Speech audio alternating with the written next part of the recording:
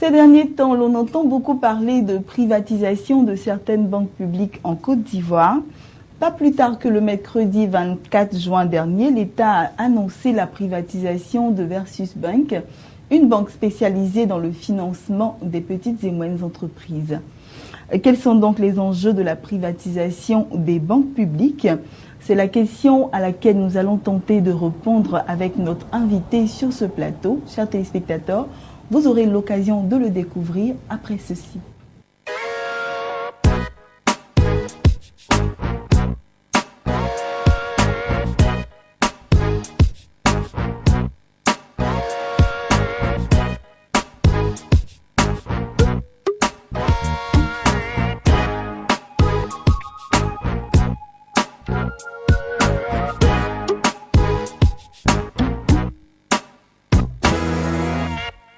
Bonjour téléspectateurs de Business 24 Africa, téléspectateurs de Business Matin, merci d'être avec nous. Je suis, comme je vous le disais, sur ce plateau avec Monsieur Lodamas. Monsieur Lodamas qui est journaliste à PME Magazine. Il est aussi spécialiste des marchés financiers. Et avec lui, nous allons parler de ce thème, les enjeux de la privatisation des banques publiques. Monsieur Lodamas, bonjour. Bonjour madame. Voilà, merci d'être sur notre plateau. Merci pour l'invitation aussi. Voilà, avec vous, je le disais tantôt, nous allons parler des enjeux de la privatisation des banques publiques. Oui. Voilà, et nous allons tout de suite vous demander, Monsieur Lodamas, qu'est-ce que la privatisation? Expliquez-nous un peu, on entend beaucoup parler de privatisation. D'accord, donc de façon simplifiée, lorsqu'on parle de privatisation, disons on parle de privatisation lorsque des parts détenues par l'État dans une société, ces parts-là sont finalement cédées à des personnes physiques ou des personnes morales qui évoluent dans le secteur privé. Donc c'est un processus qui permet de transformer des parts publiques en des parts qui deviennent désormais des parts privées. D'accord. On parle de privatisation. D'accord. Et est-ce qu'il y a une différence entre la cession de parts et la privatisation? C'est quoi la différence? En fait, la privatisation est une forme de cession de parts. On parle de cession de parts lorsque, disons, un actionnaire, par exemple, a ses actions et finalement, il cède ses actions à quelqu'un d'autre, à un autre investisseur. Donc, on parle de cession de parts, de vente de parts. Okay? Maintenant, lorsque l'État est actionnaire dans une société et que cet État-là cède ses actions à un autre investisseur privé, on parle maintenant on parle toujours de cession d'actions, mais là beaucoup plus on parle de privatisation. Parce que ces parts-là ne sont plus publiques, ne sont plus détenues par une entité publique, en l'occurrence l'État, mais elles sont dorénavant détenues par une entité privée. Donc en clair, la privatisation est une forme de cession d'actifs, une forme de cession de parts, mais puisqu'on part du public vers le privé, c'est donc une cession de parts, j'ai envie de dire, qui concerne, enfin si je dois me répéter, c'est une cession de parts qui consiste à transformer des actifs détenus par le public qui sont désormais détenus par le secteur privé, mais par une entité privée. D'accord, c'est bien compris, Monsieur Lo. Nous allons entrer maintenant dans le vif du sujet. Nous allons parler des enjeux de la privatisation des banques publiques. Et quels sont les avantages ou bien les opportunités, on va dire ça comme ça, les opportunités de la privatisation? D'accord. Quand on parle de privatisation des banques publiques, il y a plusieurs opportunités qu'on peut relever. La première opportunité, c'est que lorsque l'État décide de privatiser une banque publique, cette opération-là sera pour l'État une occasion d'avoir des ressources financières. C'est ça. C'est-à-dire l'État avait des actifs, l'État avait des actions, l'État cède ses actions à un opérateur privé et en retour, l'État encaisse de la liquidité. Donc ça fait une entrée de ressources au niveau de l'État et l'État peut utiliser ces ressources-là pour faire face à certaines dépenses publiques. Notamment, quand je prends le cas de la Côte d'Ivoire, on a un besoin de financement au niveau des élections présidentielles. On doit aussi rembourser toutes les dettes OK? D'accord. Tous les engagements de l'État en termes de dette. L'État aussi doit investir en réalisant de gros travaux, etc. Donc, en clair, la privatisation constituera pour l'État une opportunité pour donc avoir des ressources financières pour faire face à d'autres besoins. D'accord. Okay. Donc ça, c'est la première opportunité. La seconde opportunité, c'est que lorsqu'on privatise généralement une banque, on se dit que la banque ne se porte pas bien financièrement. Et donc, à la suite d'une opération de privatisation, on a un nouvel acquéreur qui arrive. Et si cet acquéreur-là est vraiment efficace, il peut contribuer à redresser financièrement cette banque. Donc, une opération de privatisation peut se solder par un redressement financier de la banque, ce qui constituera donc une bonne nouvelle pour les employés, une bonne nouvelle pour le marché, ce qui viendra donc corriger la défaillance qui a été observée et qui a nécessité donc une opération de privatisation. D'accord. Troisième opportunité, lorsqu'on privatise une banque, la nouvelle entité qui est créée va bénéficier du réseau d'affaires de l'acquéreur. Donc, il y a le réseau d'affaires de l'acquéreur, il y a l'expérience aussi, l'expérience et même l'expertise de l'acquéreur. Okay? Donc, ces deux éléments mis ensemble peuvent permettre d'accroître la notoriété de la banque en question. D'accord? Pour prendre le cas de Versus Bank, par exemple, en termes de clés de répartition, il est prévu que 67% du capital de Versus Bank soit cédé à un groupe bancaire expérimenté dans le domaine du financement des PME. D'accord. Okay? Est-ce que ça sera un groupe bancaire qui évolue déjà au niveau du marché local?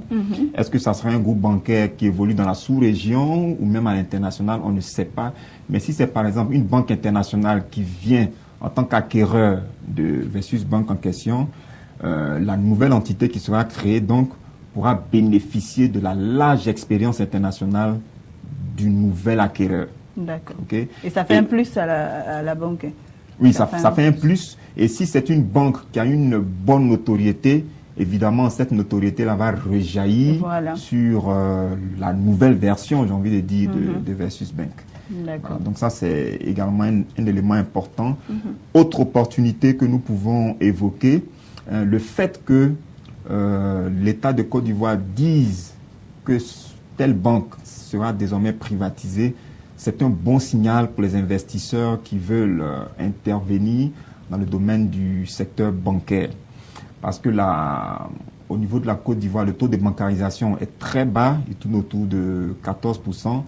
Cela veut donc dire qu'il y a du potentiel en termes de marché bancaire. C'est ça. D'accord? Donc, tous les investisseurs qui sont intéressés par ce marché bancaire voient donc qu'il y a une grosse opportunité d'investissement. Parce que ce qu'il faut comprendre, c'est que le processus de création d'une banque commerciale dans l'espace UEMOA peut prendre du temps.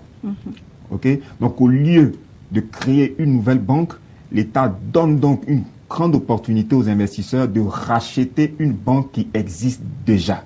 D'accord. Donc, le long processus qu'il y avait, j'ai envie de dire, à mener au niveau de la BCAO pour avoir l'agrément, etc., ce processus sera court-circuité et on vous donne sur un plateau d'or une opportunité d'acquérir une banque, donc de brûler toutes ces étapes et de fonctionner plus rapidement que prévu. Donc vous verrez que c'est vraiment une grande opportunité pour tous ceux qui veulent investir dans le secteur bancaire parce qu'ils n'auront plus à introduire un dossier ordinaire pour avoir un agrément. À suivre toute la procédure classique qui est quand même est tout de même longue. Et donc là, c'est souvent. Oui, longue, difficile, périleuse, etc. Et là, c'est un raccourci qu'on leur offre pour devenir des acteurs au niveau du marché bancaire ivoirien. Donc, c'est vraiment une opportunité. D'accord. Dernière opportunité aussi qu'il est important de relever, c'est que le fait que l'État privatise une banque peut être une occasion pour cette banque-là de développer de nouveaux produits. D'accord. Donc, si de nouveaux produits sont développés, cela permettra donc d'accroître la concurrence au niveau du secteur bancaire et la population donc peut largement sortir gagnante de cet aspect des choses. Si par exemple la concurrence est accrue et que cette nouvelle banque en termes de taux offre des taux plus intéressants que les banques que les taux qui sont offerts actuellement. Vous voyez, cela constituera donc une information très importante et très intéressante même pour la population, pour la clientèle future de cette nouvelle banque. D'accord. Voilà. Donc, voilà un peu ce qu'on peut dire. Et pour terminer même, il y a encore une opportunité qui me vient à l'esprit. C'est que si toutes ces conditions sont remplies, cette opportunité, enfin la privatisation peut constituer donc une opportunité lorsque la banque accroît sa force d'intervention sur le marché. Elle va bénéficier d'un nouveau réseau bancaire, va bénéficier de l'expérience et de l'expertise du nouvel acquéreur. Sa notoriété va s'accroître, sa capacité financière va s'accroître et donc la banque sera beaucoup plus efficace sur le terrain. Donc en clair, sa force d'intervention va s'accroître et elle sera vraiment performante beaucoup plus sur le marché. Un bon signal pour les investisseurs. Oui, un bon signal pour les investisseurs, un bon signal également pour les clients. Surtout que Versus Bank, par exemple, pour prendre ce cas spécifique, Versus Bank évoluait dans le domaine du financement des petites et moyennes entreprises. Et donc, si on a la nouvelle version de cette banque, si elle a plus de capitaux, elle sera donc plus efficace en termes de financement des PME. C'est bien dit, M. Lo. Merci. Et on continue. Est-ce qu'il n'y a pas lieu de crier au scandale lorsqu'on privatise une banque? Est-ce qu'il n'y a pas de menaces? À vous entendre parler, on se dit qu'il n'y a que des opportunités. Non, on ne va pas crier au scandale, mais il y a tout de même des risques. Il y a tout de même des menaces qu'on peut évoquer rapidement. La première menace, c'est que lorsqu'on annonce que telle banque sera privatisée dans peu de temps, cette information peut créer ce qu'on appelle une panique bancaire. D'accord. Parce que les clients de cette banque-là peuvent se dire que la banque dans laquelle nous avons de l'argent ne se porte pas bien financièrement et c'est ce qui motive cette décision de privatisation. Donc, les clients de la banque peuvent réfléchir et décider d'aller ôter, d'aller clôturer même leur compte avant l'opération de privatisation. Ils peuvent observer pour voir... on va observer pour voir est-ce que l'opération de privatisation va se faire et si cette opération nous rassure, nous allons aller rouvrir nos comptes dans cette banque. Donc si tout le monde, par effet psychologique, si tout le monde a cette même réflexion, a cette même idée, beaucoup de personnes vont aller clôturer leur compte avant l'opération de privatisation et donc on va assister à une sorte de panique bancaire. Donc ça c'est un élément vraiment à prendre en compte, c'est pourquoi en termes d'annonce de privatisation, il faut faire beaucoup attention pour ne pas inquiéter, pour ne pas affoler la population. D'accord. Ça, c'est un premier élément. La seconde menace, c'est que une opération de privatisation peut emmener beaucoup de changements, peut générer beaucoup de changements, notamment un changement au niveau du top management. L'actuel directeur général de la banque à privatiser, ce n'est vraiment pas évident qu'il conserve son poste après l'opération de privatisation. Parce que généralement, l'acquéreur qui arrive vient avec son équipe vient avec son style managérial et il n'est pas évident que cela corresponde avec la façon de voir du dirigeant actuel. Donc, il y a un risque à ce niveau de changement du top management. Il y a un risque aussi de réduction du personnel même de la banque. Parce que si la banque ne se porte pas bien, l'acquéreur, lorsqu'il arrive, il peut vouloir réduire certaines charges, notamment les frais de personnel. Et quand on parle de réduction des frais de personnel, il peut réduire l'effectif et donc implicitement mettre certaines personnes au chômage. Donc cela peut provoquer des tensions sociales et donc il va falloir faire très attention. Quel genre de changement le nouvel acquéreur va apporter au niveau du personnel? À ce niveau-là, nous pensons qu'il y a certaines menaces tout de même qu'il ne faille pas négliger. D'accord, auquel il faut faire très attention. Oui, il va falloir faire très attention. D'accord. Ensuite, l'autre menace aussi, lorsqu'un acquéreur arrive sur un marché qui ne maîtrise pas forcément, il peut développer des produits qui ne sont pas adaptés à ce marché. Si par exemple, la banque à privatiser est désormais acquise par, je dis n'importe quoi, une banque internationale, une banque américaine, une banque nigériane, elle peut répliquer les produits qui sont vendus, qui sont commercialisés en dehors du territoire ivoirien. Elle peut répliquer la même stratégie commerciale, mais cette stratégie commerciale peut ne pas être adaptée à l'environnement locales. D'accord. D'accord. Donc, si vous développez des produits qui n'intéressent pas les Ivoiriens, vous voyez un peu, c'est vrai que ça fait partie de vos produits que vous développez ailleurs, mais les Ivoiriens peuvent ne pas être friands de ces produits-là forcément. Voilà. Donc, il y a un risque d'inadaptation de la politique commerciale de cette nouvelle banque. Donc, il va falloir faire très attention à la stratégie commerciale qui sera déployée sur le marché. Ensuite, en termes de perte de contrôle de l'État, ça aussi, c'est un élément important qu'il faut soulever. Auparavant, l'État était actionnaire dans la banque. L'État avait la possibilité d'influencer, par exemple, la politique de financement des PME. Mais là, l'État est en train de céder ses parts. L'État ne peut plus donc influencer les décisions. L'État ne peut plus contrôler la banque. L'État n'a plus sa main mise sur la banque. Voilà, l'État n'a plus sa main mise. L'État donc perd le contrôle de la banque. Tout à fait. Maintenant, le nouvel acquéreur qui arrive, est-ce qu'il va entrer forcément dans la vision de l'État? Est-ce que financer les PME sera sa priorité? Vous comprenez? Voilà. Donc, si ce nouvel acquéreur arrive, qui ne voit pas les choses de la même façon que l'État n'aura plus de manette, pour, j'ai envie de dire, pour modifier les décisions. D'accord. Donc, en clair, lorsqu'on procède à une opération de privatisation, on assiste donc à une perte de contrôle, à une perte d'influence sur les décisions qui seront prises donc par cette nouvelle banque. Mais il y a tout de même, M. Lo, des balises, non? Oui, des balises peuvent être mises au moment du bouclage de l'opération de privatisation. Mais là encore, il va falloir que les balises prennent en compte un certain nombre de choses, mais surtout que ces balises-là aussi soient acceptées par l'acquéreur qui est en face. Donc, ça sera juste un jeu de négociation. L'État va défendre ses intérêts, l'investisseur également va défendre ses intérêts, et puis finalement, ils vont s'accorder sur quelque chose pour rendre effective donc l'opération de privatisation. D'accord. Voilà. Donc, en gros, voilà certaines menaces qui planent à l'horizon, et il va donc falloir faire très attention. La privatisation des banques publiques a ses avantages, mais elle a également ses inconvénients. D'accord. Et vous avez des conseils ou des recommandations, M. Lo? En termes de recommandations, vous avez parlé de balises tout à l'heure. Donc, il va falloir que l'État de Côte d'Ivoire prenne certaines balises, parce que la méthode qui a été retenue, ça sera un appel d'offres qui sera lancé, et plusieurs investisseurs donc vont faire des propositions. Donc, il y a des balises qui doivent être mises, à mon sens. Il va falloir tenir compte du volet social, c'est-à-dire on peut par exemple on peut dire par exemple, vous prenez la banque, mais il va falloir conserver au moins 90% du personnel actuel. D'accord. Ça, c'est certaines balises par exemple qu'on peut mettre pour préserver les emplois du personnel actuel. Donc il y a ce côté-là à prendre en compte. Il y a aussi le volet, il y a un autre volet que je veux évoquer.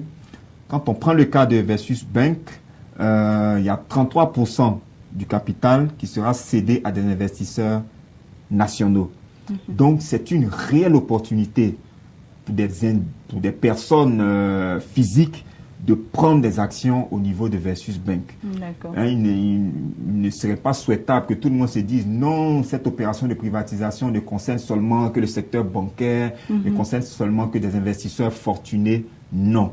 Donc, il va falloir s'intéresser davantage aux conditions de cet appel d'offres-là, parce que c'est une réelle opportunité pour des personnes privées, pour des personnes physiques même, de pouvoir entrer dans le capital de la banque. D'accord. Parce que comme je le disais, le secteur bancaire est très porteur, le taux de bancarisation est très faible, ce qui veut dire que le potentiel d'investissement dans le secteur de la banque est encore là, ici en Côte d'Ivoire.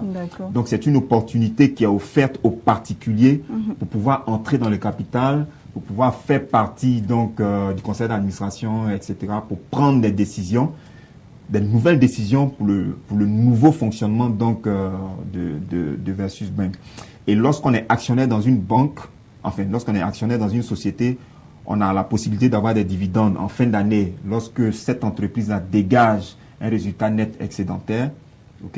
Et donc c'est une vraie opportunité pour des particuliers, je le répète, pour des particuliers d'entrer dans le capital et de bénéficier de la richesse potentielle de cette banque qui est certainement identifiée déjà par certains groupes bancaires. D'accord, M. Lo. Merci. Merci d'être passé sur notre plateau. C'est toujours un réel plaisir pour nous de vous recevoir sur notre plateau. Merci. Voilà. Et nous vous inviterons encore pour un autre sujet aussi intéressant que celui-ci. Merci. Merci. Voilà, chers téléspectateurs, merci de nous avoir suivis.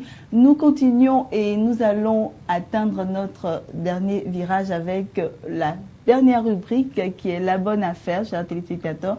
Et aujourd'hui, nous allons parler d'un salon de coiffure dames. Chers téléspectateurs, restez avec nous.